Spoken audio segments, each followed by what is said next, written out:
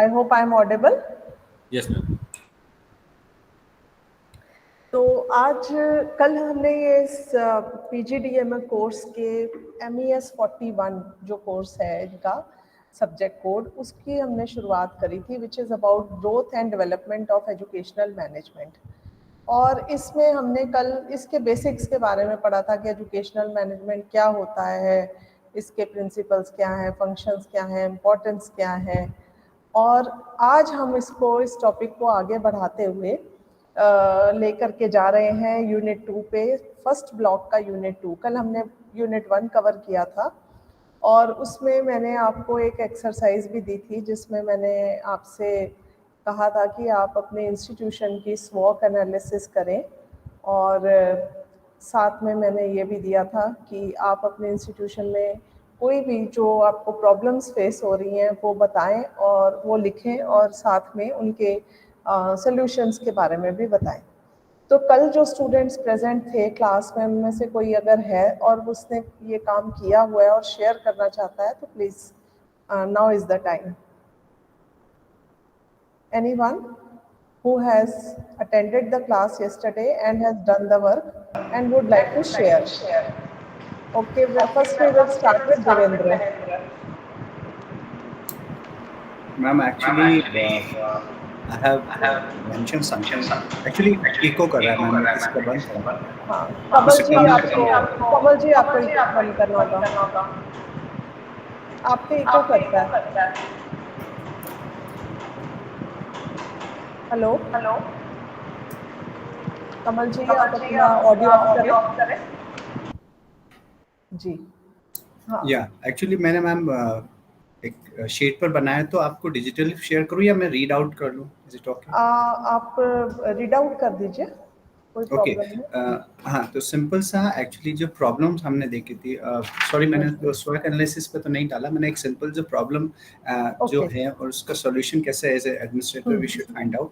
अ very simple एक छोटा सा एग्जांपल लिया। हमारे एक रिकॉर्ड मैनेजमेंट प्रॉब्लम है, जैसे हमारे पास ओल्ड रिकॉर्ड्स हैं और इंफॉर्मेशन रिट्रीवल का है।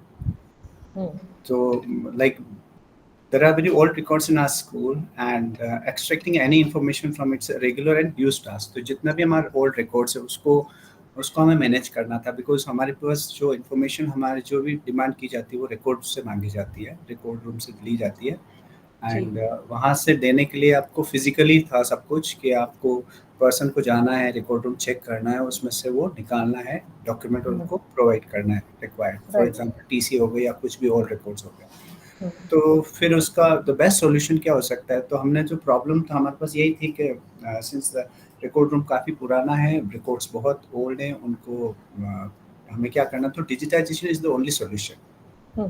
तो डिजिटाइजेशन के लिए हमारे सबसे पहले प्लानिंग करेंगे। हमको इस डिजिटाइजेशन करना है तो हमें क्या करना पड़ता है? तो we have to identify the number of files and number of pages we need to digitise.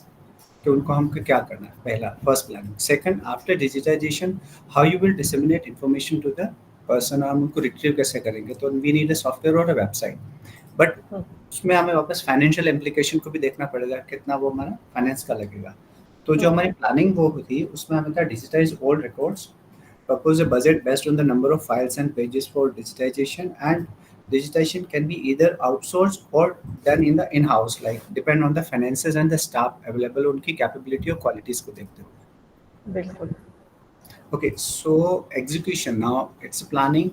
Once the planning is done, now the execution was here that we have to advertise and propose a quotation for the digitization work. तो वो अगर हमारे financial implication में आ जाता है, जैसे हमारा budget है उसमें आ जाता है, तो हम आउटसोर्स करेंगे और आउटसोर्स करेंगे। अगर आउटसोर्स नहीं करते और हमारा बजट नहीं है इतना, तो हमारे पास जो स्किल्ड पर्सन है, जिनको आईटी स्किल्ड पर्सन है, हम उनकी हेल्प लेंगे और हम उनको से, जैसे कोई स्कैनर आता है तो हमने स्कैनर पे रिसर्च करा कि which is the best scanner, हमने ओवरहेड स्कैनर सर्च करा, उससे हम उसको डिजिटाइजेशन प्रोसेस करेंगे। तो डिजिटाइजेशन प्रोसेस के बाद नेक्स्ट होता है हमारा वेबसाइट। आजकल गूगल प्लेटफॉर्म प्रोवाइड करता है वेबसाइट डिज़ाइनिंग का बहुत इजी वे में। तो हमने वेबसाइट डिज़ाइन करी, उसमें हमने कोई फाइनेंस कहीं हमारा रोल नहीं हुआ, क्योंकि वो एक फ्री टूल होता है गूगल पर। तो हमने गूगल से एक वेबसाइट बनाई और जितना भी डिजिटल कंटेंट था उनको हमने क्लाउड पर डाल दिया, गूगल ड्राइव पर। गूगल ड्राइव करके उनकी लिंक शेयर कर दी हमने, तो उसमें भी लिंक को हमने डाउनलोडेबल नहीं रखा, तो उससे क्या हाँ, होता है कुछ कंटेंट्स ऐसे होते हैं जो सेंसिटिव होते हैं, वो डाउनलोड नहीं होंगे। हम्म, तो इस तरह से हमने ये प्लान करा है।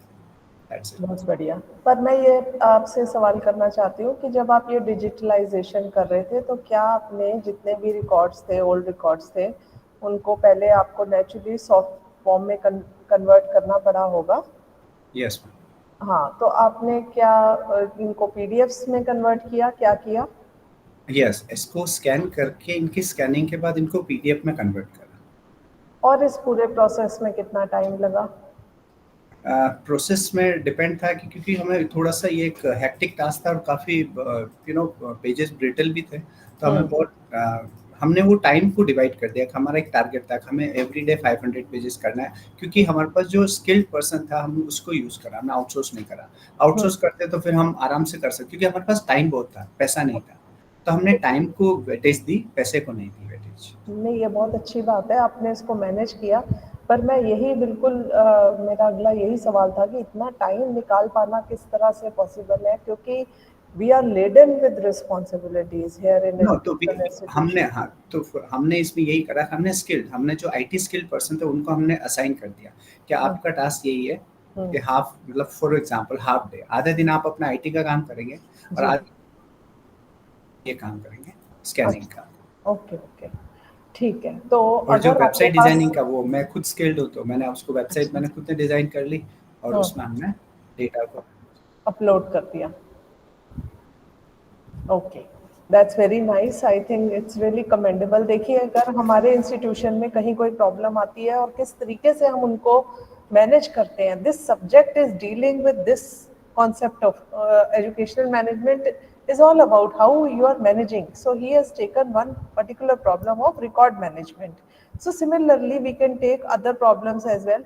I'm sorry Kamal ji, because of the echo problem in your mic, I cannot give this chance, because otherwise I'm not able to, I hear my own voice, so echo करती है, so इसलिए मैं आपको मौका ये नहीं दे पाऊंगी। हम अब आगे चलते हैं अपने नेक्स्ट टॉपिक की ओर, जो कि है historical perspective of educational management in Indian context. हाँ जी, नेक्स्ट स्लाइड करिए Sunil ji. Sunil ji, am I Audible?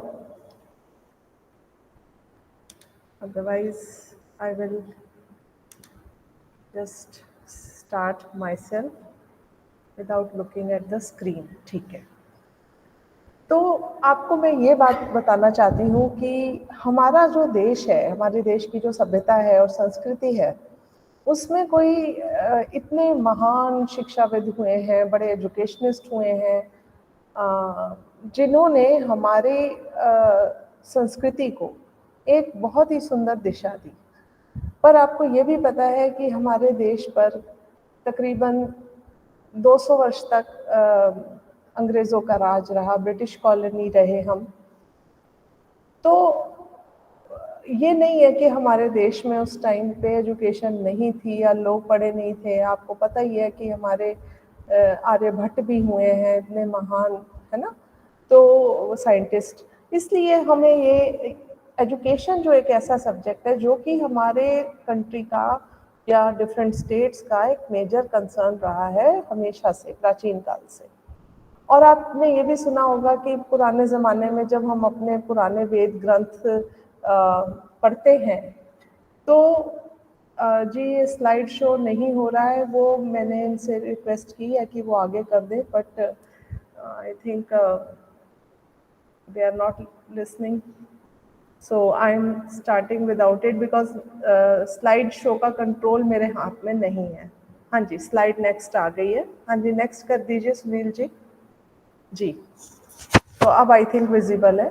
तो मैं आपको ये बता रही थी कि पुराने टाइम पे जो आपने हमारे वेद पढ़े हैं, शास्त्र पढ़े हैं, उनमें आपने सुना था कि राजा होते थे और वो, और हमारी जो प्रजा होती थी और उनके जो युवराज होते थे, वो लोग गुरुकुलों में जाते थे, शिक्षा ग्रहण करते थे, और हमारे जो इवन आम जो पब्लिक होती थी वो भी इन्हीं पाठशालाओं में या ऋषि गुरुकुलों में जाया करती थी। तो ये हमारे एंशिएंट लर्निंग सेंटर्स हुआ करते थे।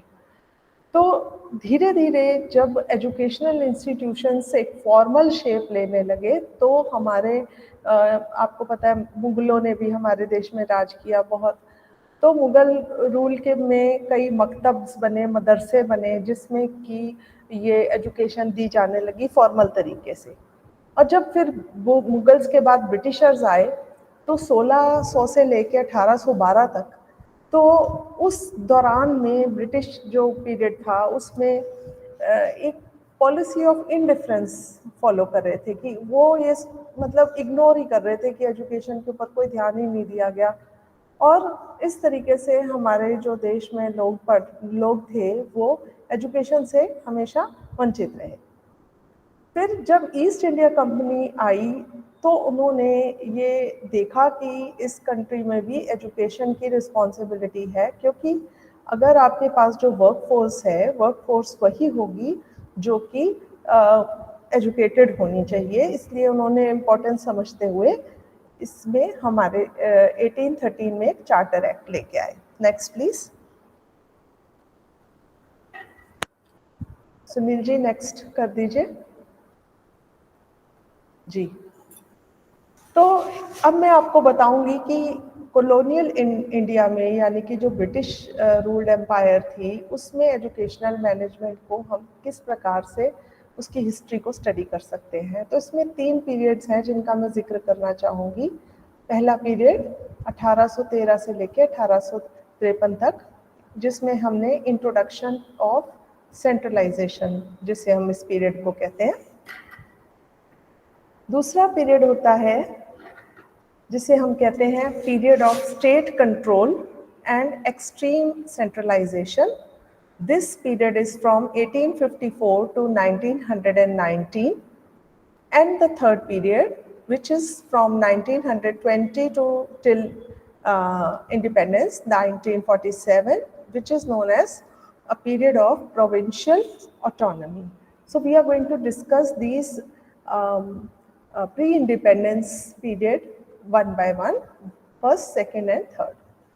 सो फर्स्ट पीरियड जो है हमारा 1813 से 1853 का, इसे हम कहते हैं period of centralization, which is marked by 2 major landmarks in education. Number 1, charter act of 1813 and Macaulay's minutes of 1835.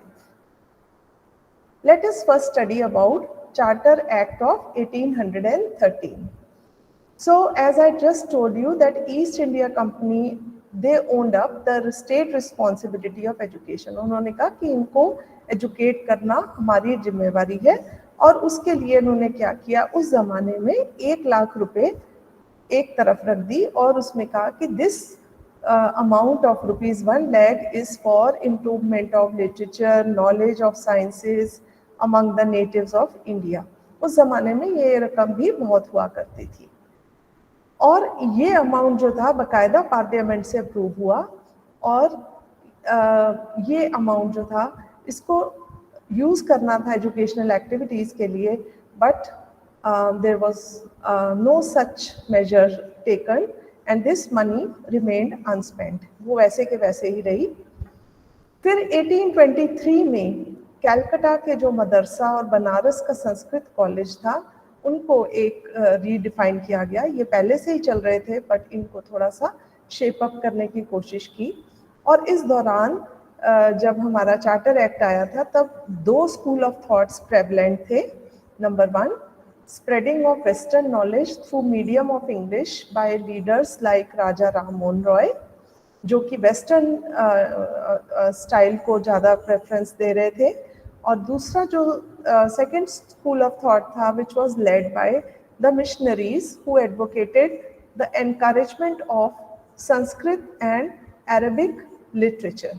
तो सेकेंड स्कूल वालों ने ये कहा कि नहीं, हमारा जो एंशिएंट कल्चर है वो संस्कृत, जो हमारी पुरानी भाषा है, हमारी अपनी नेटिव लैंग्वेज है, अरबिक हमारे चलती थी, तो इन्हीं लिटरेचर्स को लेकर के हमें आगे चलना चाहिए। Next please.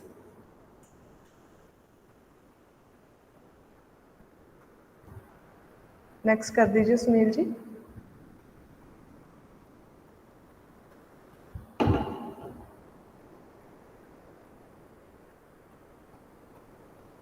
नेक्स्ट कर दीजिए, नेक्स्ट। इसके भी बाद, चार्टर एक्ट के बाद अगला कर दीजिए जी। तो इसके बाद एक और लैंडमार्क डेवलपमेंट हुई जिसे हम मैकॉलेज मिनट्स के नाम से जानते हैं। 1835 में lord Macaulay, he was appointed as the president of general committee on public instructions.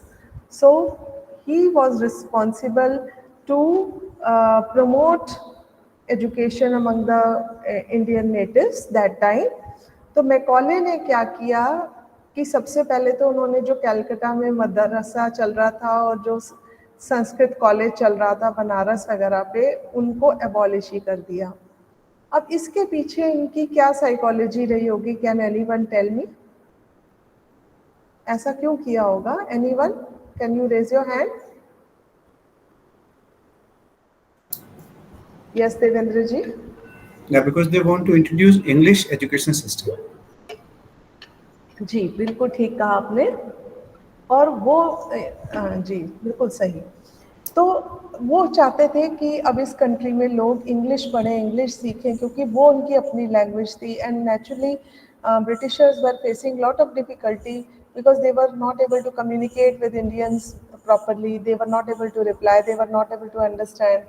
So they were thinking कि इनको हम इंग्लिश में सिखाएंगे और अपना कल्चर, अपनी लैंग्वेज जो है वो इस कंट्री में फैलाएंगे। तो उसके लिए उन्होंने कहा कि अब जो ये पुराने मदरसे वगैरह हैं और जो ये खुले हुए संस्कृत कॉलेज वगैरह, उनके तो उन्होंने स्टाइपेंड्स भी बंद कर दिए कि अब इनको हम कोई स्टाइपेंड्स नहीं देंगे। और हिंदू कॉलेज कलकत्ता में खोला गया जिसमें कि इंग्लिश लैंग्वेज के ऊपर पूरा जोर दिया गया। इसके अलावा हिंदू और अरेबिक लिटरेचर की जो किताबें थी वो भी छपवानी इन्होंने बंद कर दी कि इन्होंने कहा कि जब होगी नहीं ये इनकी लैंग्वेज तो फिर ये लोग पढ़ेंगे क्या। तो इसको हम लोग कहते हैं कि मतलब अंग्रेज़ों ने ये चाहा कि एक डाउनवर्ड फिल्ट्रेशन थ्योरी के नाम से हम इसे जानते हैं। वो चाहते थे कि हम एक ऐसी क्लास इंडियंस में डेवलप करें जो कि बाय ब्लड या बाय रेस, बाय कलर तो इंडियन हो, पर उनका जो टेस्ट हो या लैंग्वेज हो या उनका जो कल्चर हो वो इंग्लिश लोगों के मुताबिक ही हो, ताकि उनको कोई अलग ना फील हो, उनको कोई प्रॉब्लम, उनको खुद को कोई प्रॉब्लम ना आए। Next please.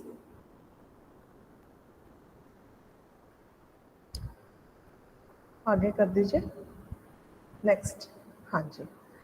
तो इसलिए ये हमारा फर्स्ट पीरियड था जिसमें कि चार्टर एक्ट आया और मैकॉले मिनट्स आए। फिर हमारा आता है second period which is from 1854 to 1919, which is known as the period of state control and extreme centralization.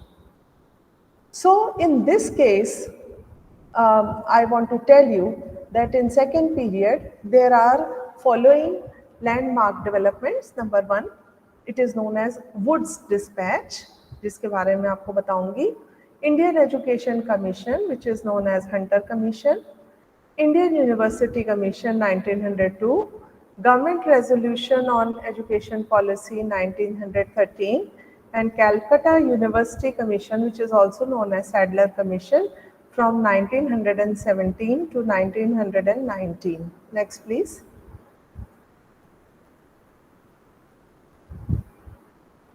Next कर दीजिए।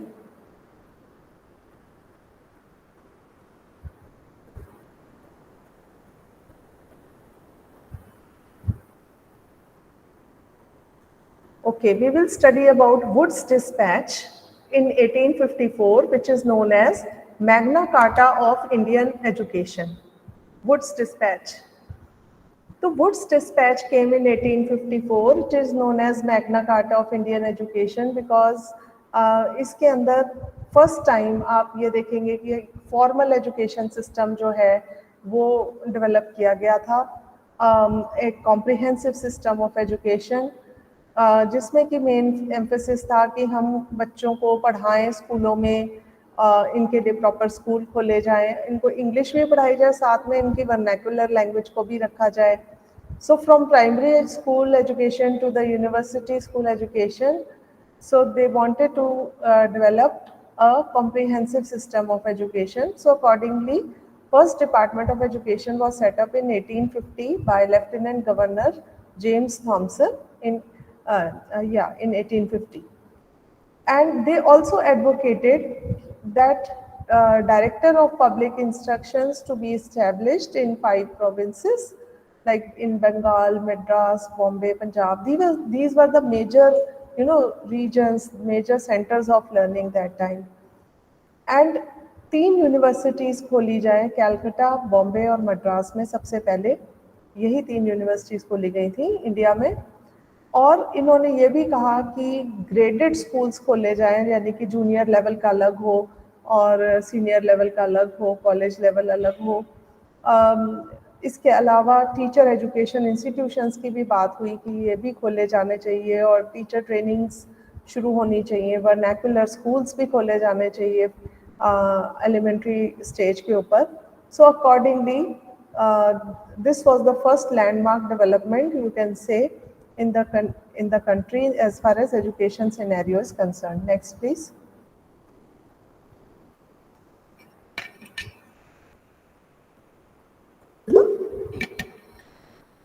So the next commission is known as Indian Education Commission or Hunter Commission.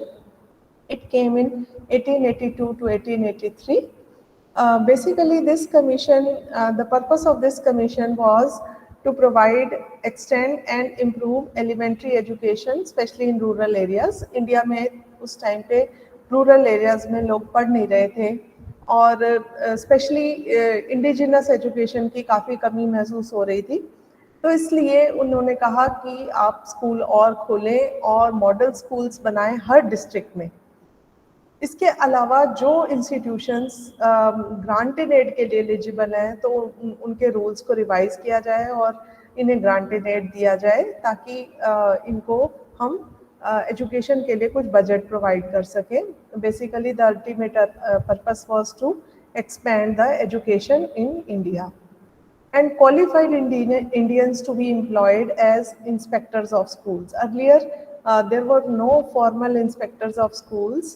Inspectors means those who are concerned with the supervision and inspecting कि सब चीज़ें properly हैं, rules follow हो रहे हैं या नहीं, तो उसके लिए बाकायदा इंस्पेक्टर्स भी नियुक्त किए जाएं और अल्टीमेटली क्वालिटेटिव इम्प्रूवमेंट्स लाई जाएं करिकुलम में, टेक्स्ट बुक्स में, एग्जाम्स में और टीचर ट्रेनिंग में।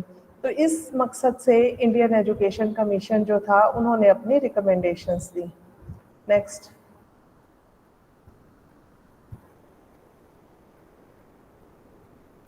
Next please.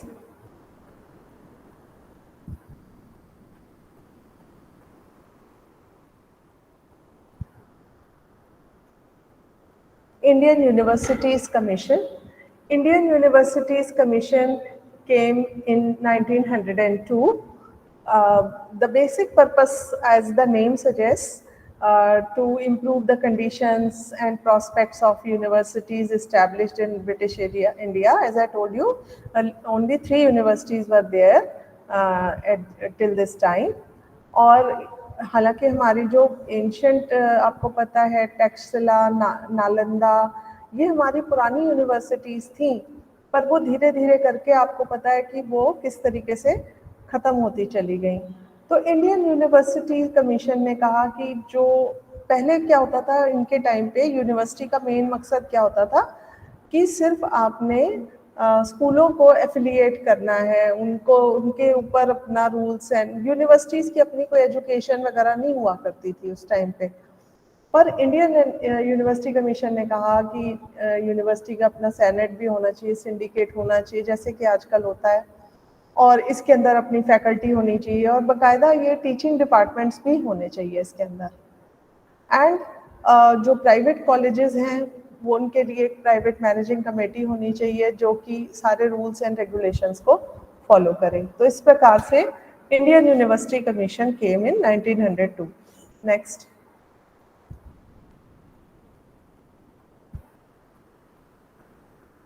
so this is known as Government Resolution on Education Policy which came in 1913। तो ये रेजोल्यूशन बेसिकली था for expansion of lower and upper primary schools in India. And accordingly, local school boards were established. So local school boards, earlier there were no boards. तो अब धीरे धीरे इन्होंने कहा कि नहीं, स्कूल बोर्ड्स होने चाहिए. टीचर्स की जो सैलरी उस टाइम पे हुआ करती थी, उन्होंने कहा कम से कम 12 रुपये पर महीने. ये देखिए, अब 1913 की बात हो रही है, नेचुरली उस टाइम पे यही अमाउंट बहुत रहा होगा. और टीचर स्टूडेंट रेशियो जो है वो उन्होंने कहा कि पहले तो ऐसे था कि एक ही स्कूल में एक ही टीचर रख दी, बट नाउ दे सेड नहीं, ऐसे नहीं है, क्लासेस होने चाहिए बाकायदा, और उसमें 1:30 या 1:40 का टीचर स्टूडेंट रेशियो होना चाहिए. And this resolution also felt that अब 3 से बढ़ के यूनिवर्सिटीज़ 5 हो गई थी और 185 कॉलेजेस भी खुल गए थे तब तक. बट दे सेड कि अभी भी बहुत इनएडिक्वेट है, क्योंकि पॉपुलेशन हमारी काफ़ी थी. And for the first time it was felt कि यूनिवर्सिटी और हाई स्कूल्स जो हैं वो अलग अलग काम करेंगे. यूनिवर्सिटीज़ के अपनी टीचिंग्स होंगी, लर्निंग्स होंगी, and they should be relieved from responsibility of just granting recognition to high schools. Earlier they were just meant for doing this purpose only. तो यूनिवर्सिटी अपनी कोई टीचिंग लर्निंग सेंटर्स नहीं थे, पर धीरे धीरे ये यूनिवर्सिटीज़ जो थी वो भी वहाँ पे भी एजुकेशन और उनकी फैकल्टी को रिक्रूट करने का प्रोसेस शुरू हो गया. Next please.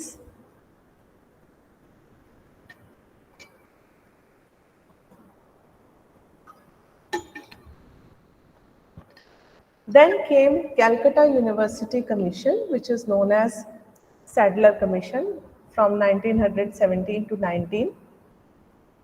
Calcutta University Commission में सबसे पहले ये बात कही गई कि there should be a Central Advisory Board of Education, CABE, जो कि अभी भी इंडिया में है. और इसके अंडर उन्होंने कहा कि CABE का काम क्या होना चाहिए कि एजुकेशनल पॉलिसीज़ बनाए, कि कैसे हमने एजुकेशन देनी है, उसका क्या स्ट्रक्चर होना चाहिए, क्या ड्यूरेशन होनी चाहिए, कितना फंड उसके ऊपर हमें एक्सपेंडिचर करना है, एक्सपेंड करना है, और कितनी हमने उसके लिए क्या क्या पेडागोजीज करनी है, यूज़ करनी है, एंड सो ऑन. सो इस प्रकार से मुफस्सिल कॉलेजेस होते थे, जो कि मुफस्सिल होता है मतलब areas outside the east India company Capitals. जो 3 कैपिटल्स थी, बॉम्बे, कलकत्ता एंड मद्रास, इसके अलावा जो एरियाज़ हैं वहाँ पे मुफस्सिल कॉलेजेस को खोला जाए. और इन्होंने ये भी कहा कि जो अभी तक इंटरमीडिएट क्लासेस थी they should be separated from university. University में नहीं होनी चाहिए, ये तो स्कूल का ही पार्ट होना चाहिए. A separate high school and intermediate board should be formed, which was not there earlier before this Sadler Commission. And it also said that teachers of the university should be given more powers to remove unnecessary state control over them. अभी तक बहुत ज़्यादा extreme powers थी इनके ऊपर, state की teachers के ऊपर. सो दे सेड कि नहीं, आप टीचर्स को इन कामों से फ्री करके उनको पढ़ाने का काम जो है यूनिवर्सिटीज़ में दो. Next please.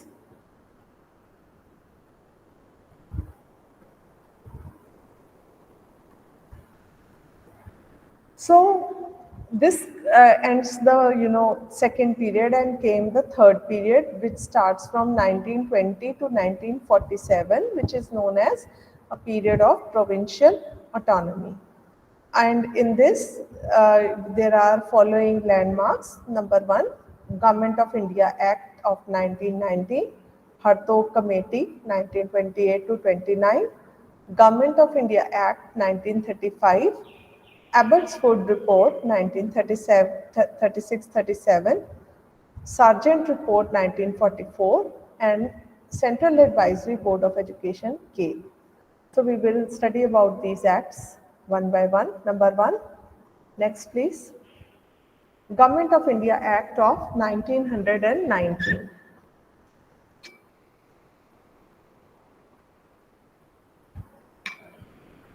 So this act in 1919 is historical because they said that there has to be diarchy, और the rule of to.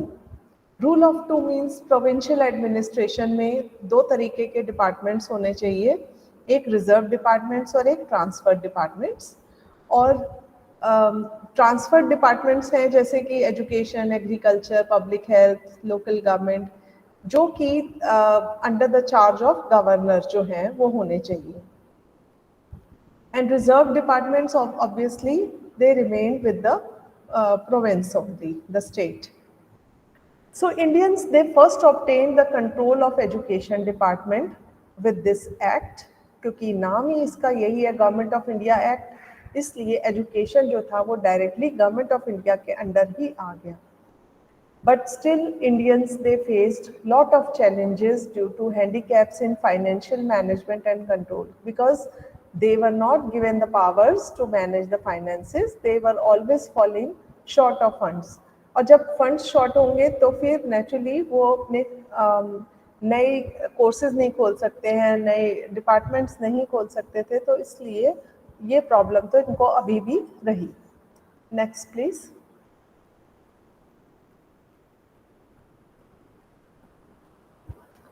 So after this came Hartog Committee in 1928-29, which was appointed by Simon Commission, and इसके अंदर Hartog committee के अंदर सबसे पहले ये था कि इन्होंने कहा कि इंडियन एजुकेशन सर्विसेज जो थी, इन्होंने कहा इसमें कोई और रिक्रूटमेंट्स नहीं की जाएंगी और कोई सर्विसेज जो है ये मतलब आईईएस जो है उस ज़माने आईएएस की जगह आईईएस जो थी एजुकेशन सर्विसेज, तो इन्होंने इसको बंद कर दिया और कहा कि ये सर्विसेज जो हैं they should finish within few years.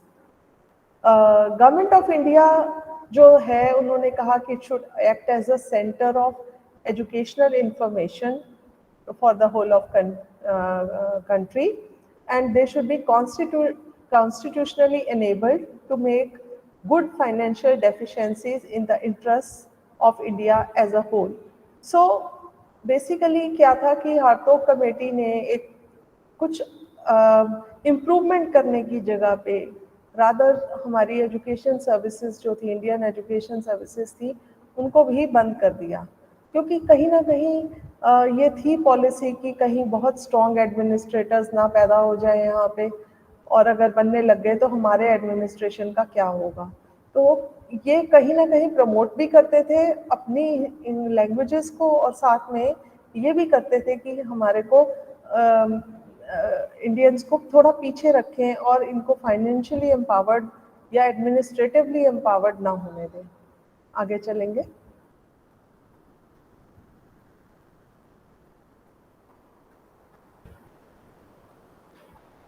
Okay, so another act, government of India act previous, जैसे कि हमने पहले भी पढ़ा था, गवर्नमेंट ऑफ इंडिया एक्ट पहले जो आया था उसको रिवाइज करते हुए ये 1935 में दोबारा से गवर्नमेंट ऑफ इंडिया एक्ट आया, जिसके अंदर provincial autonomy was granted by government of India.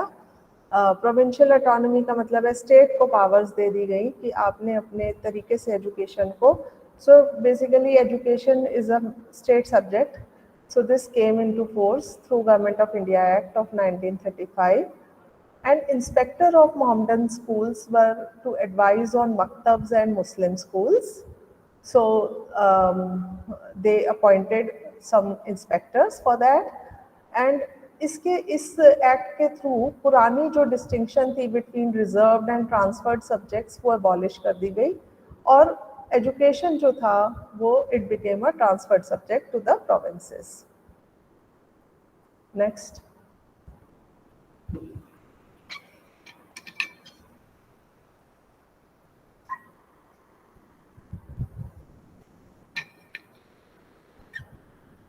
So after this came Abbott's Wood report in 1936-37. So Abbott's Wood, जैसे कि नाम से पता लगता है, they were two expert advisors. They were invited in 1936 by the government कि आप बताएं कि हमारी एजुकेशन सिस्टम में, एजुकेशनल सिस्टम में क्या प्रॉब्लम्स हैं और इसको हम किस तरह से रीऑर्गेनाइज कर सकते हैं, और specially with focus on vocational education, किस तरह से हम अपने स्टूडेंट्स को वोकेशनल एजुकेशन दे सकते हैं।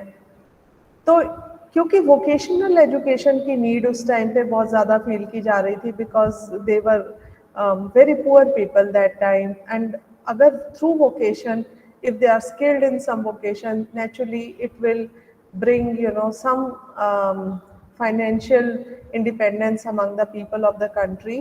So vocational institutions को खोलने की पूरी स्कीम बनाई गई और नए टेक्निकल इंस्टीट्यूशंस खोले गए उस टाइम पे, जिन्हें हम पॉलीटेक्निक्स कहते हैं। आज भी ये इंस्टीट्यूशंस खुले हुए हैं जगह जगह पे। तो पॉलीटेक्निक्स का बेसिकली पर्पस यही था कि हम लोगों को टेक्निकल, कमर्शियल या एग्रीकल्चरल एजुकेशन दें, हाई स्कूल्स खोलें और इनको कई तरह के जो जॉब ओरिएंटेड कोर्सेज हैं उसमें इनकी ट्रेनिंग दी जाए। तो इसलिए ये इंस्टीट्यूशंस खोल दिए गए। Next. After this came the Sargent report in 1944. Sergeant report जो थी वो बेसिकली पहली एक ऐसी कमेटी बनी जिसमें कि ये बताया गया कि जिसने डिसाइड किया कि there should be a uniform system of universal compulsory and free education for all boys and girls between the age of 6 to 14, which has become now our constitutional right. So at the middle school stage, Sargent report said that there should be provision for a variety of courses, जैसे कि vocational courses होने चाहिए जिसमें कि हम अलग अलग तरीके की स्किल क्राफ्ट बेस्ड ट्रेनिंग दे सकें। इन्होंने ये भी कहा कि जो हाई स्कूल की ड्यूरेशन है एटलीस्ट 6 इयर्स की होनी चाहिए, इसमें हमें और सब्जेक्ट्स पढ़ाने चाहिए ताकि ये हाई स्कूल के बाद वो एक्चुअली उस टाइम पे सीधा यूनिवर्सिटी एजुकेशन शुरू हो जाया करती थी या कॉलेज एजुकेशन। तो इसलिए इन्होंने ये रिकमेंड किया कि हमारे को और सब्जेक्ट्स इसलिए भी लाने चाहिए ताकि बच्चों की हम ऑल राउंड डेवलपमेंट कर सकें। एंड अगर आपने आगे पढ़ाना है तो इनको मतलब इसमें पूरा 10 इयर्स या 11 साल तक और आप पढ़ाएं। और हाई स्कूल्स जो हैं वो दो तरह के खोलें, एकेडमिक और टेक्निकल। मतलब उस टाइम पे इन्होंने इतनी ज़्यादा टेक्निकल या वोकेशनल एजुकेशन की नीड फील की कि और इन्होंने हाई स्कूल्स ही, स्पेशलाइज्ड हाई स्कूल्स खोलने का निर्णय लिया।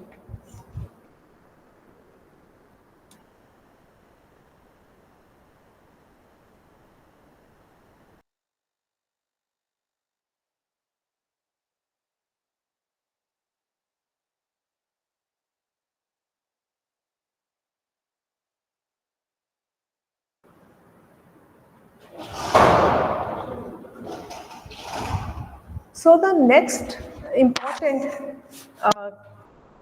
advisory board, as we all know, is CABE, Central Advisory Board of Education, which came into existence in 1920. आप जानते ही हैं कि उससे पहले आपकी फर्स्ट वर्ल्ड वॉर हुई और उस टाइम पे एक पोस्ट वॉर प्लान भी चाहिए था एजुकेशनल डेवलपमेंट का। तो अकॉर्डिंगली बहुत सारे इस टाइम पे रिफॉर्म्स की ज़रूरत थी।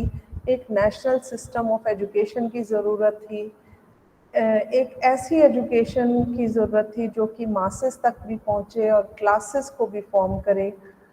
Pre primary education, universal and compulsory free education that was needed. It also recommended that illiteracy among the people of country, they should be finished within 20 years. And we all know that still we are, you know, a little away from reaching this target even now.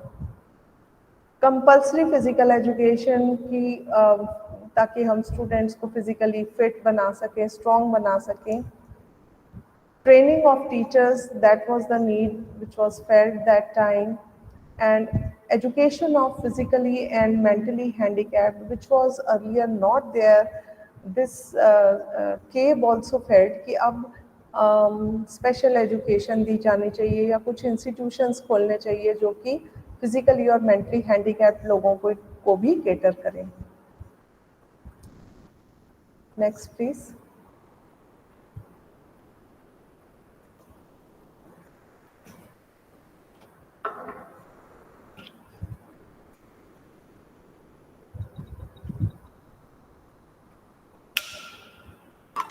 Sunil ji next करिए।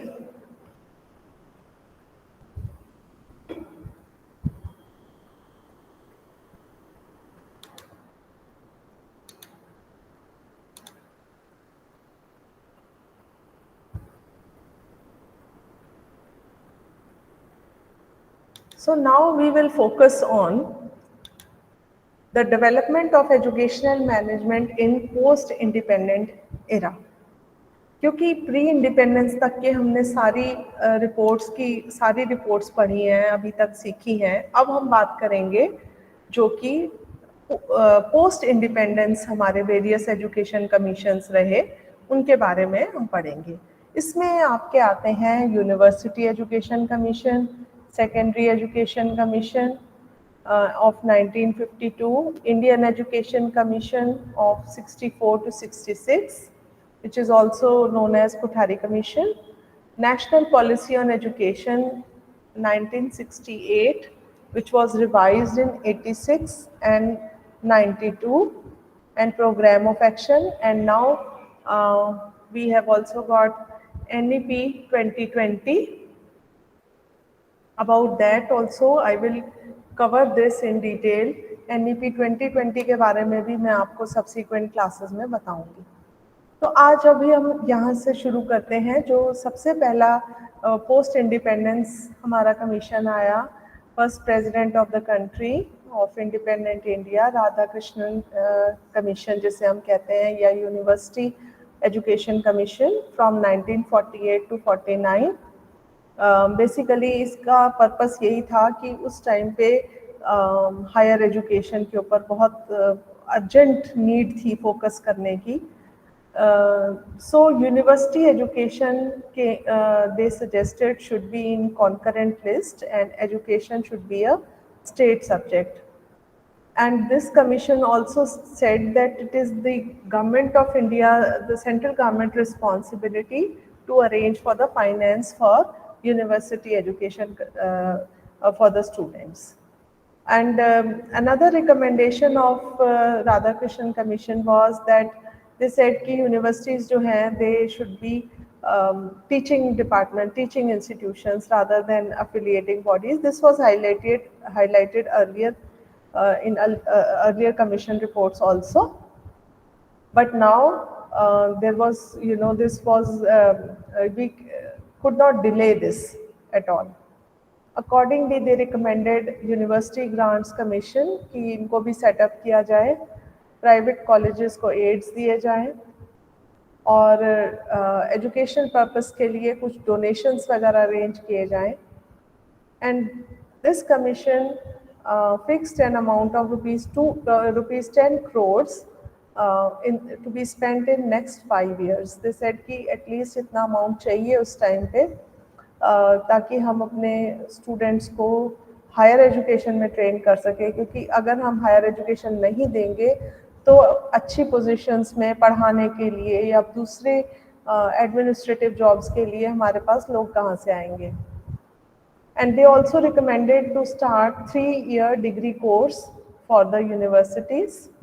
Earlier it was 2 years, now they recommended for 3 years. Then they also said that rural universities should be established. आपको पता है हमारी country में कहीं कुछ एक rural universities भी हैं, जैसे पंजाब एग्रीकल्चर यूनिवर्सिटी है, या हिमाचल में भी है, और हरियाणा में भी, और बाकी स्टेट्स में भी है। तो ये एग्रीकल्चरल यूनिवर्सिटीज़ जो हैं ये क्योंकि India is predominantly an agricultural country, so they said कि rural universities should focus more, with a focus more on agricultural education, they should be established. Next please.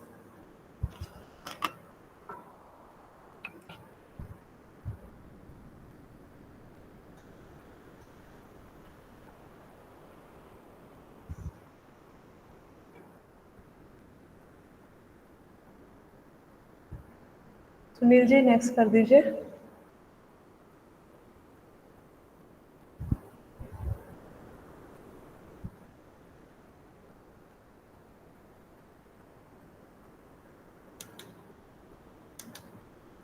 After University Education Commission came Secondary Education Commission in 1952. This Secondary Education Commission is also known as Mudliar Commission, accordingly जिन्होंने इसको बनाया था। Basically secondary education commission का purpose था कि हम qualitative improvements लाएं schools में, स्पेशली एट सेकेंडरी स्टेज, जो कि अभी तक जिसकी ड्यूरेशन जो थी, इन्होंने कहा कि मिडिल स्कूल और सेकेंडरी स्कूल की मिला के ड्यूरेशन जो है वो 3 सालों की होनी चाहिए। उस ज़माने में ये 3 सालों की तब सजेस्ट हुई, जबकि अब तो और भी ज़्यादा है। तो आपको लग रहा होगा कि बहुत सारी चीज़ें जो हैं ये तो हमारे आजकल के टाइम से फ़र्क है, क्योंकि आपने देखा होगा कि एजुकेशन जो है ना एक डायनेमिक प्रोसेस है, एक सीक्वेंशियल प्रोसेस है, जिसमें टाइम टू टाइम चेंजेस आते रहते हैं।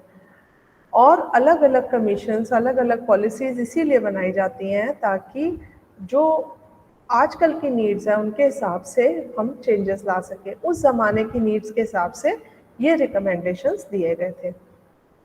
Then they also recommended that first degree जो आपकी ग्रेजुएशन की डिग्री है वो that should be of 3 years, and they said that admission to professional colleges that should be done on the basis of higher secondary course और pre university. उस time पे इसको pre university कहा जाता था, इवन हमारे टाइम पे भी इसको प्री यूनिवर्सिटी कहा जाता था। हमारे पास जो 11th क्लास होती थी उसको प्री यूनिवर्सिटी कहते थे, और 12th क्लास को प्री मेडिकल कहा जाता था। Nomenclatures were they used to be different, and accordingly they also asked the government to establish multi-purpose schools with focus on technical and vocational education and with a wide variety of subjects. So basically आप देख रहे हैं education commission जो बनाए गए हैं उनमें अगर यूनिवर्सिटी एजुकेशन कमीशन है तो वो यूनिवर्सिटीज़ के लिए इम्प्रूवमेंट्स के लिए है।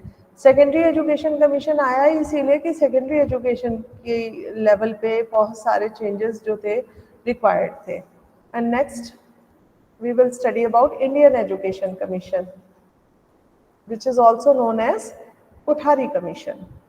जो DS कोठारी की इसमें चेयरमैनशिप में ये कमीशन आया 64 में, उसकी रिपोर्ट 66 में सबमिट हुई। ये जो कमीशन था बड़ा एक लैंडमार्क एजुकेशन कमीशन है, क्योंकि इन्होंने पहली बार बात की कि एजुकेशनल इंस्टीट्यूशंस को बहुत ऑटोनॉमी की ज़रूरत है, एकेडमिक काउंसिल्स बनाई जानी चाहिए या एग्जेक्टिव काउंसिल्स। प्राइवेट स्कूल्स की जो मैनेजमेंट्स हैं उनको बड़ा ऑर्गेनाइज, स्ट्रक्चरली ऑर्गेनाइज करने की ज़रूरत है, उनको एम्पावर्ड करने की ज़रूरत है। They should be given the powers to recruit teachers, they should have power to enroll students. They also recommended in-service training for the teachers, short term as well as long term. They said कि teachers unless they are trained, how will they produce the students that we desire? So इस तरीके से teachers की training जो है वो भी शुरू होने लग गई। And then they also said that हमें कुछ एक केस स्टडीज़ और पब्लिकेशंस भी करने चाहिए, टीचर्स को अपने केस स्टडीज़ डेवलप करनी चाहिए, एक्शन रिसर्चेस करनी चाहिए।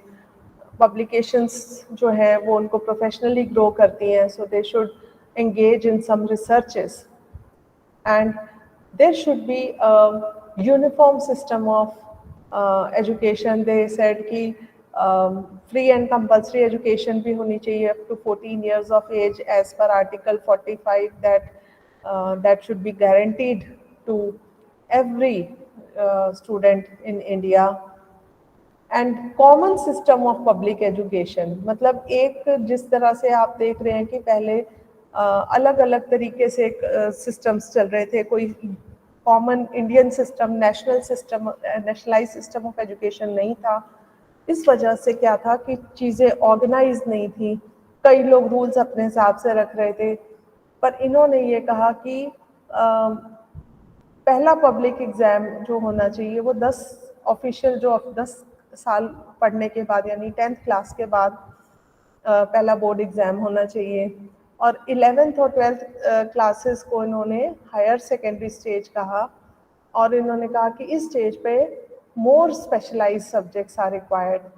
So पहली बार 11वीं और 12वीं क्लासेस में स्पेशलाइज सब्जेक्ट्स की बात की गई, और साथ के साथ इन्होंने ये भी कहा कि एजुकेशन जो है वो कंटेम्प्रेरी होनी चाहिए, in tune with times, modern comparative education होनी चाहिए शुरू, ताकि हम देख सकें कि दूसरे कंट्रीज़ में क्या एजुकेशन का स्ट्रक्चर है, क्या मॉडल्स यूज़ किए जा रहे हैं, और उनसे हमें क्या क्या लेसन्स लेने की ज़रूरत है. So they also recommended state institutes of education that should be established in the country. जैसे कि आप लोग जानते हैं state institutes of education SI, अब जिनको हम SCRTs भी बोलते हैं. तो इस तरीके से इन्होंने बहुत सारे रिकमेंडेशंस दिए और बड़े कंस्ट्रक्टिव सजेशंस दिए which are considered very important in the history of education in our country. Next, please.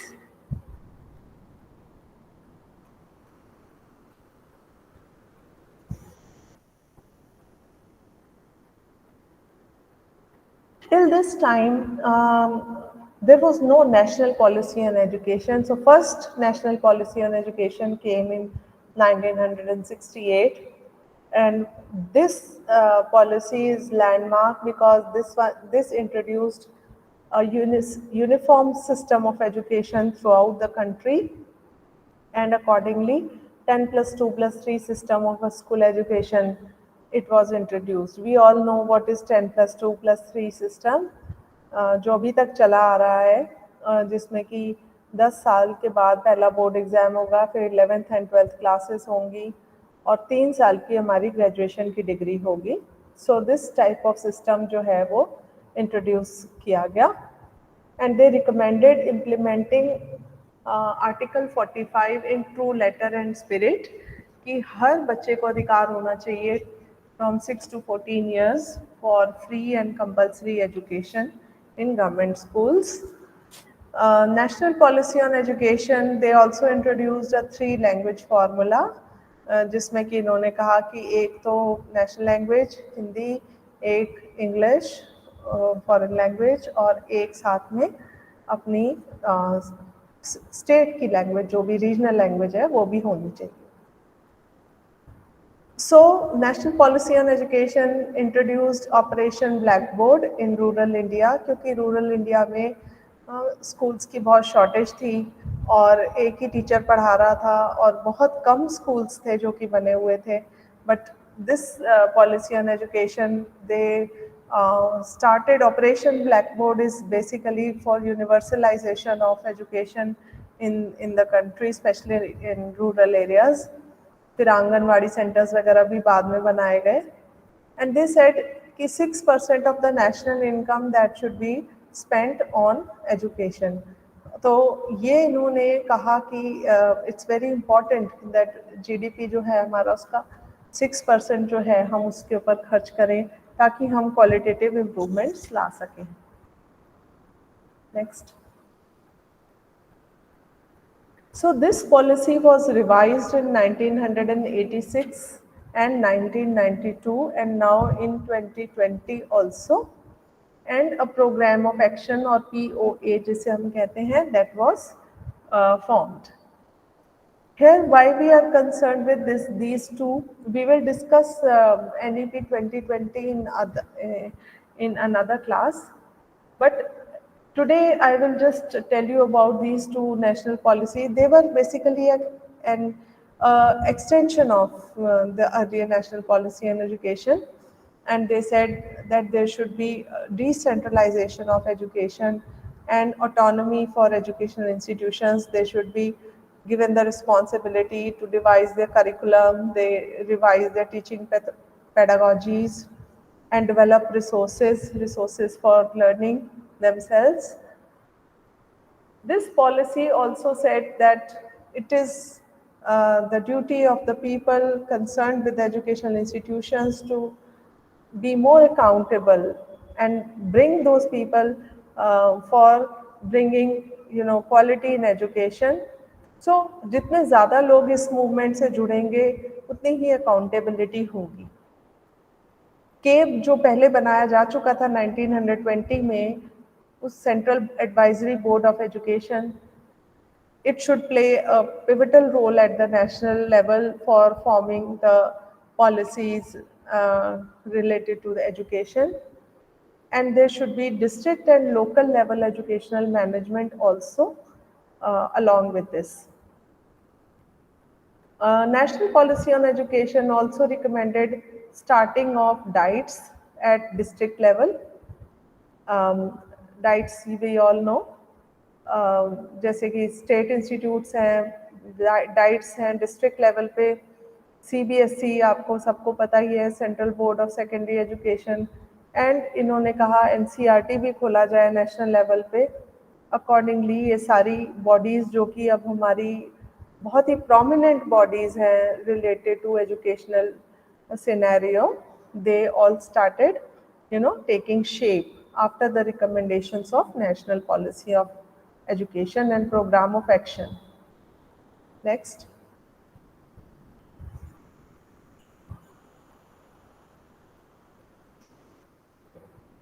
In this regard, I would like to quote Professor K.G. Saidia, who said that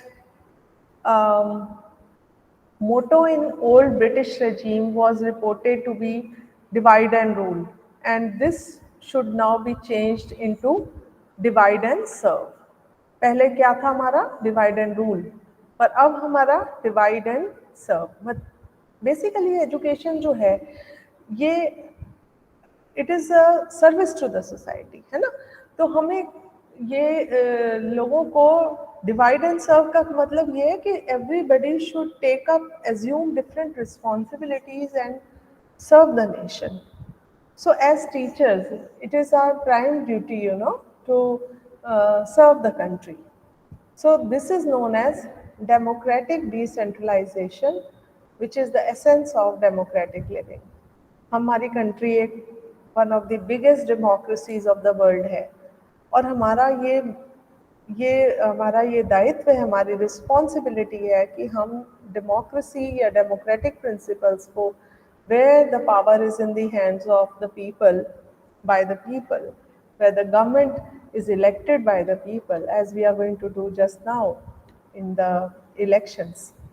So it is, the country should be is democratic, and the education should also be decentralized, and the more power should be vested in the hands of people, and it should serve the people of the country, ताकि हम इस country को बहुत अच्छे से ideal citizens को produce कर सकें.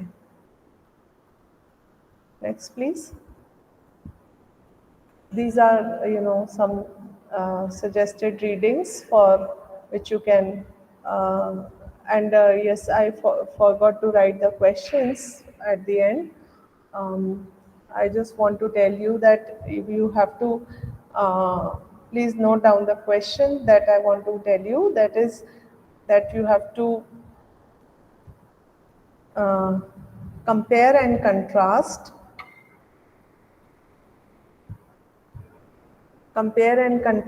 the educational management in pre-independence era with post-independence era in the country, and write the main points which emerge in your mind कि pre-independence era में क्या थी और post-independence era में क्या क्या changes आए. Of course you cannot say कि सारे के अलग अलग कमिटीज़ ने अलग अलग टाइम पे चेंजेस लेके आए हैं, and you have to prepare a report of making a comparison of both the scenarios.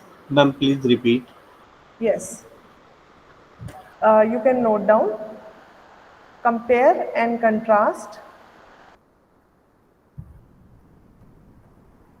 educational management in pre-independence era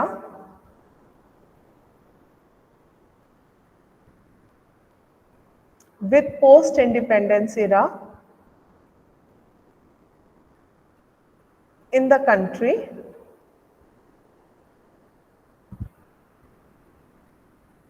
write the main points that emerge in your mind, and prepare a report.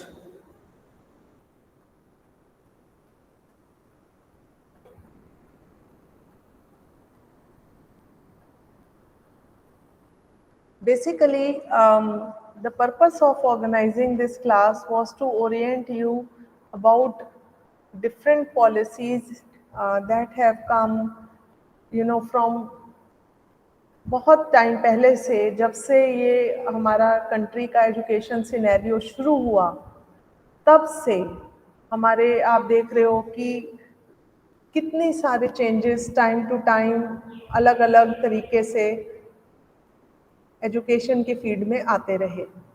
तो हमने इस topic में basically ये जानने की कोशिश की है कि हमारी ऐसा नहीं है कि हमारी कंट्री में एजुकेशन नहीं थी या एजुकेशन की, बट आप ये कह सकते हो कि एक इवॉल्विंग प्रोसेस है और एक दिन में कोई भी चेंज, कोई ट्रांसफॉर्मेशन नहीं आ जाता। तो जब हम किसी कंट्री की, अपने कंट्री की हिस्ट्री को पढ़ते हैं with regard to educational scenario, आपने हिस्ट्री पढ़ी होगी दूसरे तरीके से, बट आज हम पढ़ रहे हैं history with regard to educational scenario, तो हमें पता लगता है कि किस प्रकार से हमारी एजुकेशन जो है वो इवॉल्व होती हुई आई है। ठीक है, अब इसमें मैं आपको ये भी बताना चाहूँगी कि ये जो चेंजेस हैं, इनको आप ये मत सोचिए कि ये फाइनल चेंजेस हैं जो कि आ चुके हैं या इसके आगे नहीं आने वाले। We have to think, how we can go ahead. Policies are always there, okay? And remember, policies जो होती हैं वो हमें एक डायरेक्शन देने के लिए होती हैं। डायरेक्शन देने का मतलब क्या होता है कि आपको ये बताती हैं कि हमने अपने एजुकेशन को किस तरीके से, मतलब क्या चेंजेस हम लाएं, आजकल के बच्चों की नीड्स के हिसाब से चेंजेस लाएं, and these are not fixed, they keep changing. Why can you tell me कि why, what causes these policies to change over time? अब हमने इतनी सारी पॉलिसीज के बारे में पढ़ा, तो अब हम कुछ एक डिस्कशन करना चाहेंगे यहाँ पे कि आप ये बताइए कि ये पॉलिसीज टाइम एंड अगेन क्यों चेंज होती हैं। Yes, you can raise your hand. Yes, Kamal. Ma'am, I think when there is a change in society according to the needs of children, for example, nowadays society feel that there are many children who are declined from the right of education due to their equities, due to gender as well as social and caste issues and many more. For example, if we talk about, there are certain changes which are required in teacher education, quality education at different phases of education. I think when there is change in society, according to there should be need to change the policies. Yes, they are based on the need of the society. Correct. Yes. Anyone else? Ritesh? Yes, ma'am. With the change in time, challenges of the new society also changes. So we need to constantly upgrade our education system for more inclusive growth as compared to the challenge, as per the challenges. And as Kamal mentioned, those points are also very important. Yes. So the deeper penetration of the education to the far masses. Correct. So education not only to take to the masses, but also to bring qualitative improvements as suggested. And Ritesh has used a very important word in the present context, that is inclusive education. Can anyone tell me what is meant by inclusive education? Yes? Any other? Simi, Dipesh, Chandrika? Any other? Mohit? There are so many students here. Please participate in the discussion. Anyone who knows about inclusive education? Equality in education. Equality in education. Okay. Yes. and all the children should study in the same school. Like they should Hmm. they should not be barred with caste, creed, and a religion. They should give the I think Yes, that's right. Key education without irrespective of any caste, creed, gender, or any disability. Yes, Chandrika, you have raised your hand. Yes, ma'am. Same thing I'm saying. Disability conditions. If someone is suffering from any kind of disability, if we including those in our education system, we may call it as an inclusive system. Okay. Why do we think that inclusive system of education is important? Uh, I think it makes the all the learners to come in the mainstream, and they just not think themselves as at the marginal line. We are welcoming those in the same conditions, equity. We are providing the equity as per our constitution. That's right.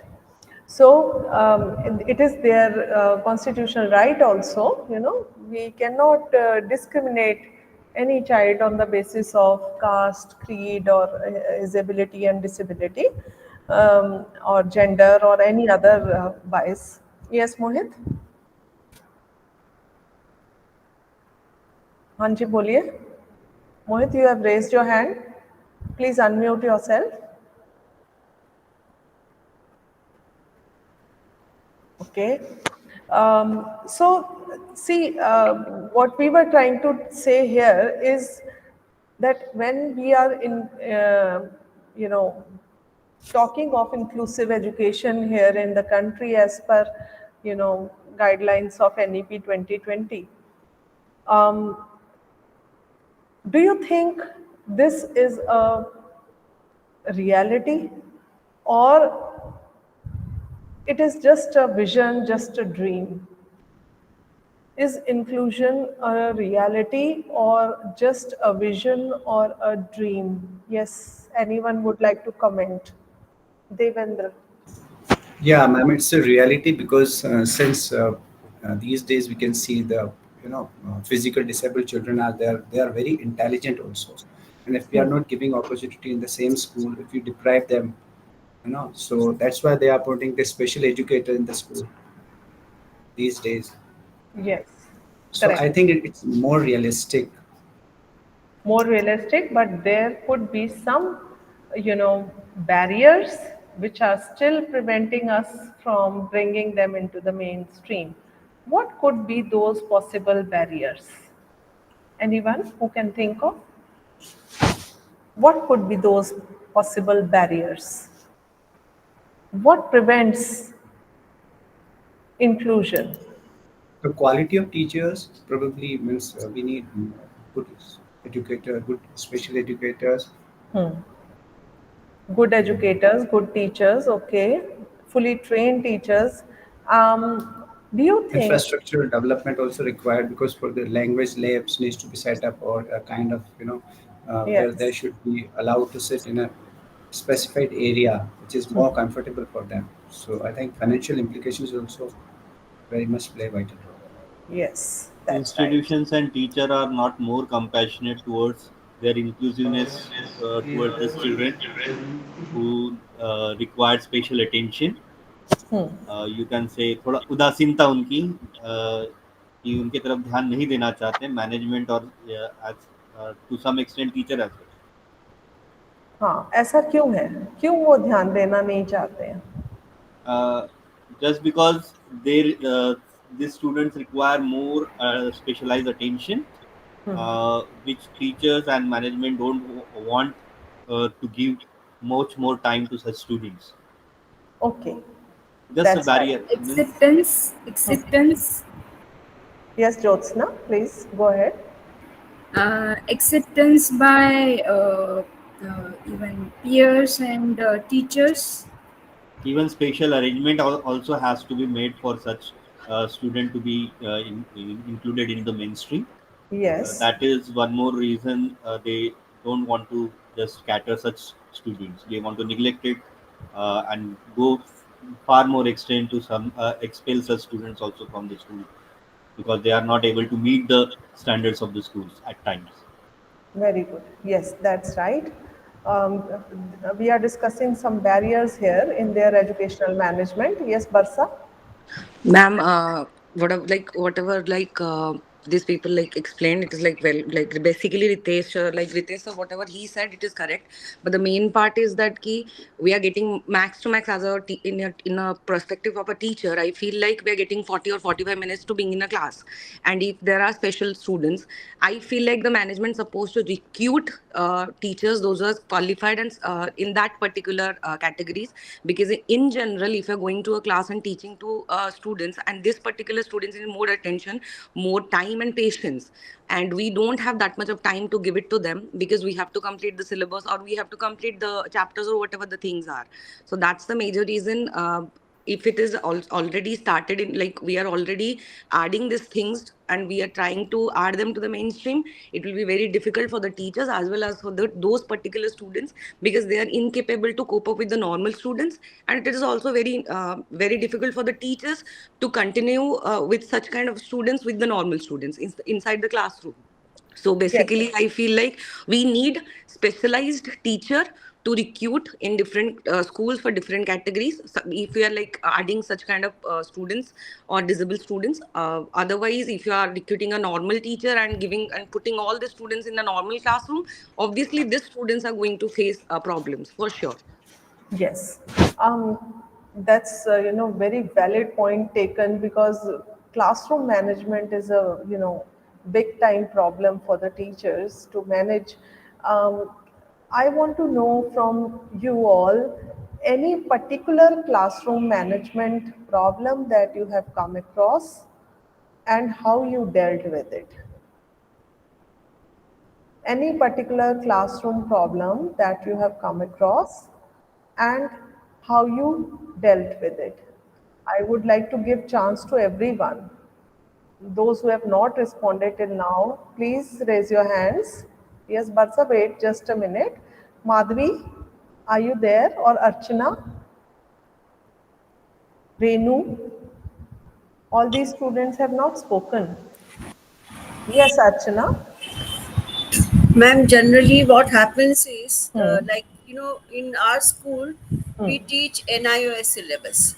So in Okay. NIOS, there is a, provision that you can choose your language. So subject might be the same, but you have students who study in different languages. Okay. So consequently, topic has to be repeated and taught to one student in, say, their mother tongue, one in Gujarati, one in English, or one in. So that takes a lot of time. So far, we have been able to manage, but if the class is large enough, say if you have say 20 students at a time, then it may become difficult for the teacher to explain the topic, and at the same time it will be difficult for the students also to grasp. So that kind of problem so far we have managed, but I foresee that in the coming years, if my school has larger classes with different language options, then we may have such problems, because you have limited teachers and larger classes. Yeah, true. I get your point, Archana ji, because NEP also talks about teaching students in their own language. Then, if there are and inclusion on the other hand, so if we have inclusion, we have lot of diversity in our classrooms. Our classrooms are so diverse with students not only accommodating different gender options, different disability options, different language options, and cultural, religious. So much of diversity is happening in our classrooms today. Of course, we have lots to learn, but yes, diversity itself becomes a challenge sometimes, or rather many a times, dealing with people. It's always easy, to address homogeneous population, but when it comes to addressing a heterogeneous population, there might be always challenges that we are facing. Yes, Archana, you would like to say something or add something? No, ma'am. Thank you. Okay, okay, fine. Now my next question is coming to what we have learned just now in this, presentation. What changes have you observed, you know, from pre-independence era? What did you feel? What could be their, the psyche of the Britishers that time? Yes. Anyone would like to comment on that? What could be the psyche of the Britishers in pre-independence times? Anyone would like to say something? Yes, Ritesh.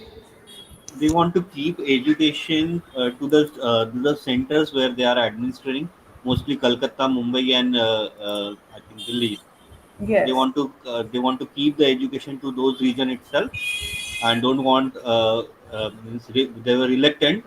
Afterwards, they have spread up the education to the whole of the India, but earlier they Hmm. wanted to keep the education to these three centers, uh, three or four centers. I think three centers. Yeah. So what could be the reason why possibly they wanted that? Due to the ease of administration, maybe because they were Yeah. prevalent in those areas, Hmm. those cities. Hmm. So that's why for them maybe it is easier to administer those areas and the education well in these three centers. Okay, fine. And Any other thing? Any other reason somebody would like to add? Yes, Devendra. Actually, they just wanted to teach and impart education to the higher class only. What I Yeah. believe, marginalized was Hmm. like actually the education is only for the class, not for the mass. Correct correct बिल्कुल सही point आपने ये भी पकड़ा although what Ritesh said was also correct but yes ये जो चीज़ है कि education for the classes and not for the masses आपने पहले सुना भी होगा कि वो Indians and dogs were not allowed inside the restaurants they used to write that on the board because they didn't want their women to see the men of our country, and this has been portrayed with in many of the movies also. We have seen the kind of you know discrimination they had towards the people of the country. So they wanted to keep that to the civilized society only, and to those people whom they considered would be of some use to them, and not those people who would be totally illiterate and कौन इतना सिर दर्द ले कि उनको इतना पढ़ाए लिखाए बड़ा वो करे और उन्होंने क्या कर लेना. Basically this kind of that attitude was there among the Britishers. Yes, Archana ji, you were saying something. I some years ago I read on the net that the idea of divide and rule was they wanted India to remain backward so that they can rule the country. But Yeah. at the same time, they needed a class or a mass of a people who will follow their culture. They will. It will be easy for them to administer the country, and the basic aim was to control the population emotionally and physically. Because if you go to the history, you will find that most of the Indians were slaves of their culture, and by divide and rule policy, they created the class drift. Yeah. Poor people became poorer, and richer people started remaining richer, and that was the basic aim. Another thing they were not able to face was the different languages of our country. It was very difficult for them to rule us if because they did not understand our language. They had to bring their language as a mode of rule. So, language was brought as a medium of communication as well as a medium of subjugation also. Yes, If yes, you can yes, just agree yes, with me, huh? yes, yes. Would you like to say something on that? Uh, no, I don't exactly remember, but I read a letter when the Thomas Commission came, before that, there was a letter sent to the Queen in which it was written that if you want to rule this country, you need to destroy their earlier system of education. Yes. So, and the kind of cultural heritage they carry, because our cultural heritage was becoming a barrier to their control of ruling. Yes. This is something which I read. And it is Actually, possible. this is the fact that you are saying. You have read correctly, because unless they destroyed our system, how would they, dominate us? Yeah, So, that was the idea. see, till now, when our students are going abroad in other countries, they are, since the language of instructions here is mostly English, but Yeah. even then, many of our students are struggling when they go abroad because of, they are not able to put across their ideas, because English here is a medium of teaching. It is not a medium of, our daily life conversations here. Do you agree? Yes, I do. I do.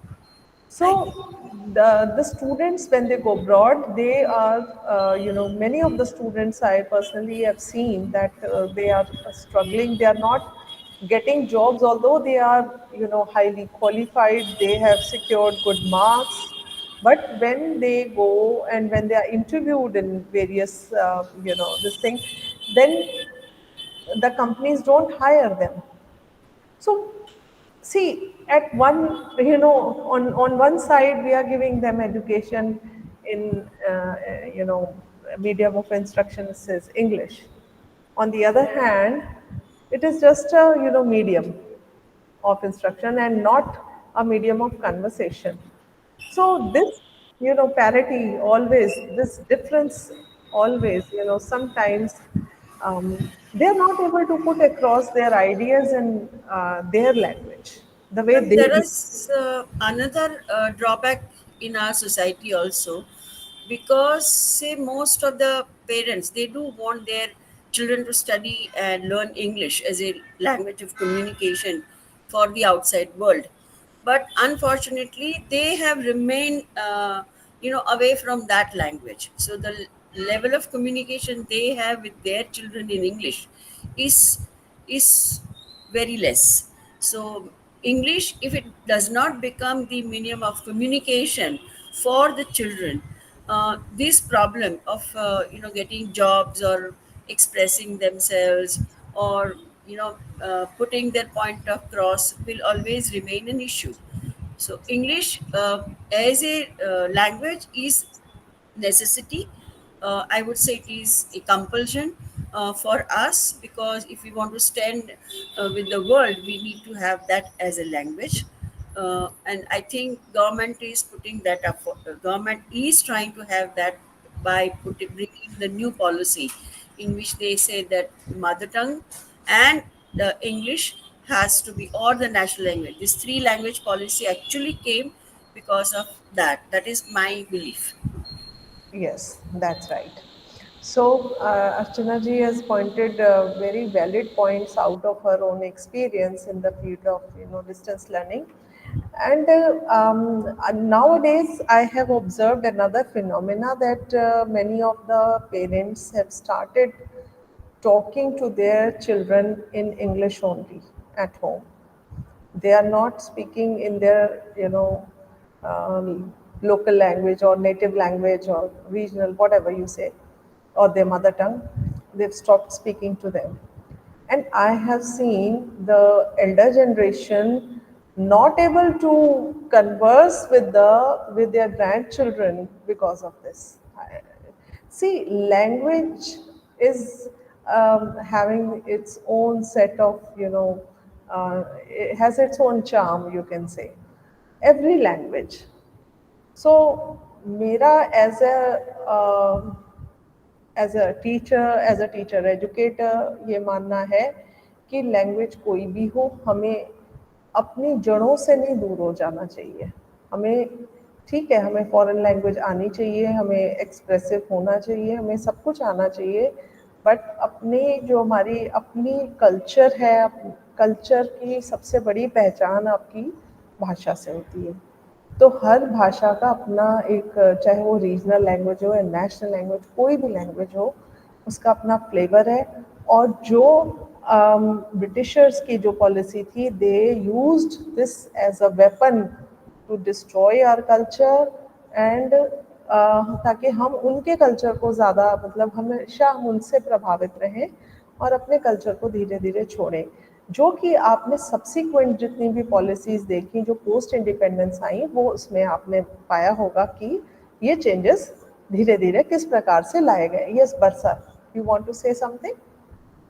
Yes, ma'am. I'm Yeah. like a little bit confused after Yeah. like listening to you and Archana, ma'am. Yes. Because as per like before the British would want us like want that time that English supposed to be the main language. That's why English came to our country. Yeah. Then what happened when like normal way I'm telling what confusion I'm getting. When the parents are like took admission like they're putting their children in a school, English medium school basically, they wanted ki at least their child supposed to speak in English very well. But as for the NEP rules that you told also, like you mentioned few minutes before, that as per NEP it was told ki at least till primary level, till standard 5 we have to follow, or we have to explain them in their local language or the mother tongue they are using. So when in an English medium school, we are trying to explain the student in Hindi, not in our own language. That is, I'm from Odisha, so we are not using in Odia. That is a crime in our school if you are using our mother tongue, because they literally punish us that you are using Odia and you are explaining in classroom in that language. You are supposed to like there are a lot of rules and regulation we have to maintain, and if I even explain them in Hindi, that is also a crime. Why you are explaining it in Hindi? Why it is not in English? So I'm very much confused when I raise the question to my management also. We are supposed to follow the NEP rules because you are giving us workshop on like you are giving workshop about it, that they are supposed to understand the concept first, then they're supposed to go for the main part. But while explaining them the concept, we are not using the language they are able to understand, we are using English. Then what is the point of that? Yes. So I don't understand that we are gonna like continue with like the NEP rules, or we are supposed to go for English, because it's very confusing for me now to follow the rules like we prepared as educational thing, or like our nation, or we are supposed to go for the management, school management basically, or ask for the parents. I don't know. It is very much confusing. Yes, I get your point, and I understand your dilemma, because we are also facing, as teacher educators, as teachers, always this confusion and chaos is going to be there. I want to clarify one thing. As far as NEP 2020 is concerned, and teaching the child in their mother language is concerned, I just want to tell you one thing, that NEP is it's a policy document, it's a visionary document. Okay. It's not, you can say, it's not an act, or it is not not a constitution. It only, guides you. It only suggests you. It gives a vision, for the education system in our country, how it should be. As far as actual practical application of the NEP is concerned, it has lot of things to offer. And when they say you should teach child in the mother tongue, you know, that's not a crime. First of all, nobody can punish you for that, for doing that, So because the basic thing on ma'am is like but there your are slow management, learners, very yeah, slow learners in the classroom. They're like yeah, if like 20, 25 so students. it should be Out of that, need at least based. 5 are good. Rest 10 or 15s are average. Then rest 5 or 10s are very slow learners. So for them, we have to explain at least in Hindi. Yeah. Otherwise, we have to go for Odia. So the point was that I don't understand how to teach those people, because simultaneously Yeah. we have to take care both the good learners and the slow learners in that particular time zone. So that is the biggest problem. And whatever, even what I observed by myself, the students till those were like I'm able to like explain them in Hindi till fifth or sixth, maximum by class 4. When they're going to 6 7, they're still facing the same problem when I'm conversing them English to English or explaining them in English to English, because they're addicted to that part. Okay, ma'am is going to explain it in Hindi. So what happened till 4 5, if you're going to do that also in higher classes, they are unable to accept it, that whenever like explaining them in English particularly, so that is again a problem for them. Barsa, I want to tell you, see, that is the challenge of the teachers. That is why we need more competent teachers nowadays. Earlier, teachers were made out of compulsion, or out of, I would say, that when there was no choice, you become a teacher. But now it is not the case. And with the in future, like we have ITEP coming, integrated teacher education program, that is 4-year integrated. Okay. So after 12th class, you have to decide that if you want to be a teacher. So Yes. only become a teacher who wants to be a teacher, first of all. And for teachers, there have to be all these challenges coming up, lined up in front of us, and we have to be ready for all these.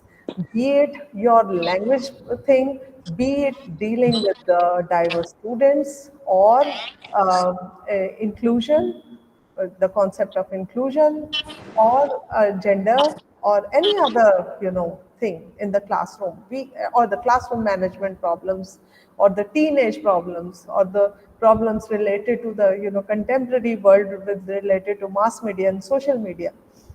I would say that the teacher of today is, should be such a refined person that is prepared for all kind of challenges coming up in the classroom, and we have to be, ready to deal with students on the basis of their needs.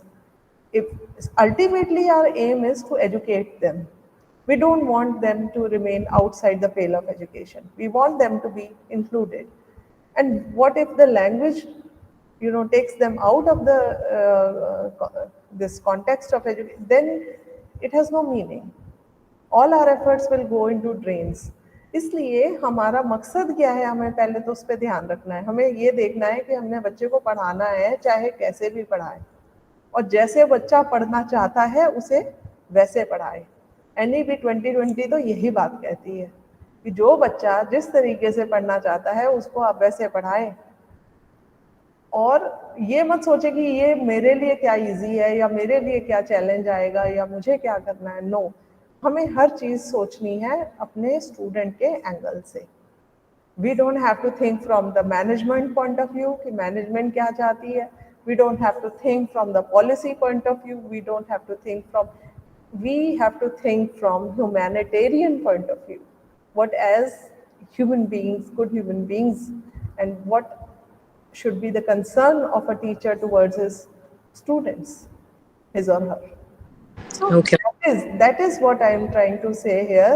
Don't be trapped in this dilemma, because all these dilemmas come with the time, with the situation, and we have to be prepared. Okay. Okay, ma'am. Thank you. Yeah. So I think I'm going to take your attendance today, and then we will stop here. I'll call out the names. Please tell me your roll number. Today is 14th. Yes. Mahima, you have given your enrollment tomorrow. Are Yes, you ma'am. there? Yes. Yes, ma'am. Yes. Devendra, are you there? Devendra was also present yesterday. Kamal was also present yesterday. Jyotsna? Yes, ma'am. Yes, ma'am. हाँ जी, ज्योत्सना, आपका पूरा नाम Jyotsna अकरे. Yes, ma'am. आपका enrolment? I have posted it, ma'am. अच्छा, you have posted. Let me Yes. just, if you all can post, then that would be really nice. Jyotsna,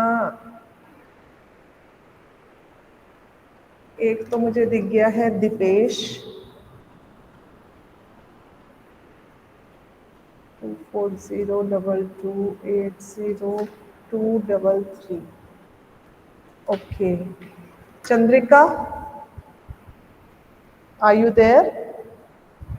Shall I call out, ma'am? I'm Jyotsna. Yes, Call ma'am. out my number. Yes, ma'am. Yeah, Jyotsna, Yes. please. 240 1416 Yeah. Okay, fine. 412. Chandrika ji, आपका enrolment? Yes, ma'am. Yes, ma'am. It is 240 214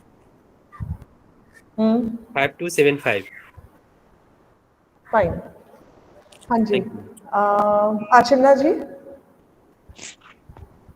Yeah, Archana Bhatt. 240 19 hmm 36 hmm 271. Fine. Simi,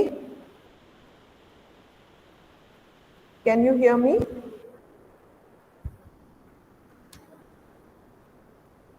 Suraj Singh Bundela, are you there?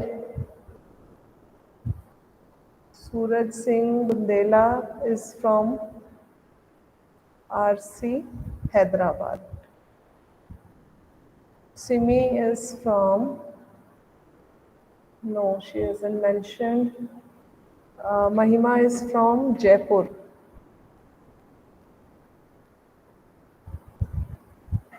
Suraj Singh Bundela is from RC, Hyderabad. And he's writing why we have not received our material till date, even after 5 months, paid for it in December. Please contact your regional center for that. Mohit Arora. Yes, ma'am. Mohit Arora.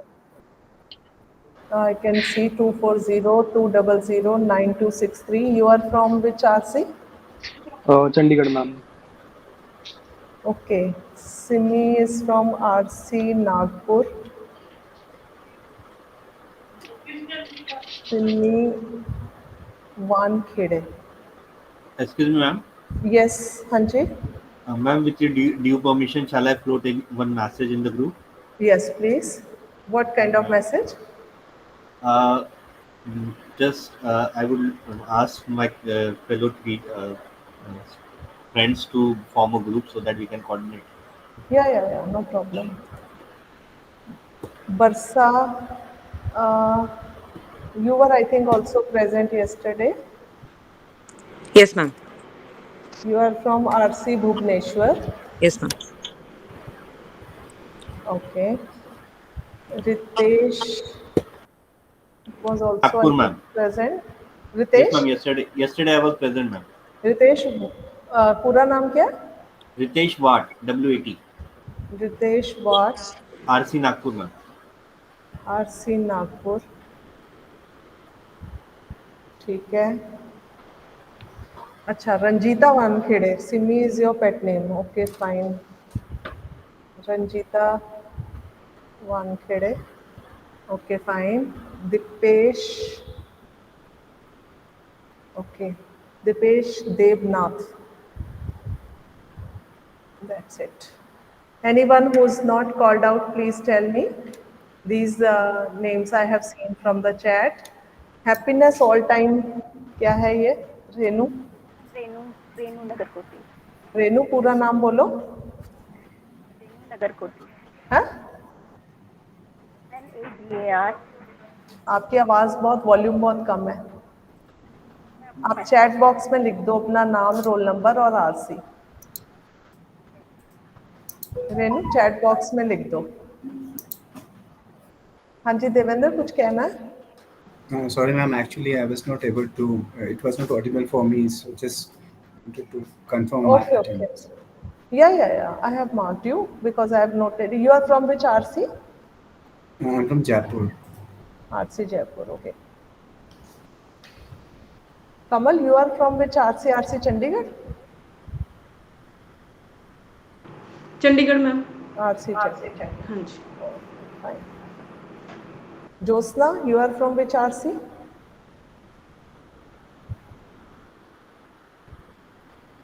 Josna? Okay. And one more. MSU Vadodara, ma'am. Josna is from MSU Vadodara. Vadodara. Fine. And Jay Sasi? Yes, ma'am. Myself from Austin, Madurai. From Madurai? Yes. Okay. Renu, have you written your attendance? Then I can leave the meeting. Yes, ma'am. Okay. Yes, ma'am. Thank you so much. Okay, thank you. Thanks a lot. And be present ma'am. tomorrow. Tomorrow we will have another interesting topic coming up. So please try to attend these classes. They are going to be useful and they will help you to prepare. I have shared my presentations with RC Chandigarh. You can always ask them to give. And I have shared with them. Okay? Ma'am, one last question. Yeah, please. We received these notifications late, so Okay. we were not present in yesterday's class. Okay. So can we have the presentation at least? Yes, yes, I'm sharing all the presentations with RC. You can always take from them. Okay. Okay, ma'am. And Okay. I will, if there is a means to share it in Google Meet, I can share here itself. You just tell me how to do it, Okay. because Okay. I am not able to do anything here from these controls are Okay. not here. Okay. Okay, ma'am. Thank you. So thank you, students. Let me just introduce. I forgot to introduce. Yes, because I presume the same students will be there. Kamal, please apna mic band karo. Yes. I'm Dr. Anuradha Agnihotri. I'm program in charge in Study Center, Dev Samaj College of Education, Chandigarh. I am under RC Chandigarh. I am the program in charge of this and working as an associate professor in the college. And I was, till now, I was also a student of PGDMA course, which I completed recently. So I'm really happy to be interacting with you all and wish you good luck. And please try to do the exercises that I keep telling so that we can discuss, we can spend some few minutes on, discussing the previous thing and then we can go ahead. Okay, thank you and have a good day. Thank you, ma'am. Thank you.